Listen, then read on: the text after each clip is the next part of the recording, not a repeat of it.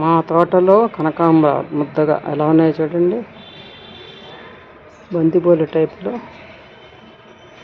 Super. ఇలా చూస్తుంటే మొక్కలకి మైమర్చిపోతూ ఉంటాము, కానీ మనం వీటికి అలా ఉంచకుండా ఉంచితేనే చాలా బాగుంటుంది. ఓ రెండు రోజులు 3 రోజులు కూడా. మరి వీటిని చూడంగానే కరుణశ్రీ గారి పుష్ప విలాపం గుర్తొస్తూ ఉంటుంది.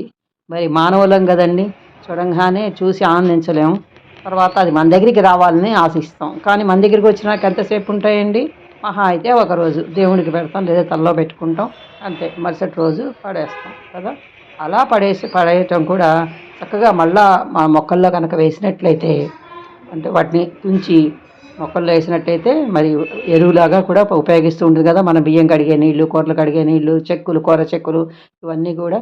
మరి బాగున్నాయి పూలు. నచ్చిందా? లైక్ చేయండి, షేర్ చేయండి, కామెంట్ పెట్టండి. కొత్త ఛానల్ని సబ్స్క్రైబ్ చేసుకోండి. మళ్ళీ కలుద్దాం.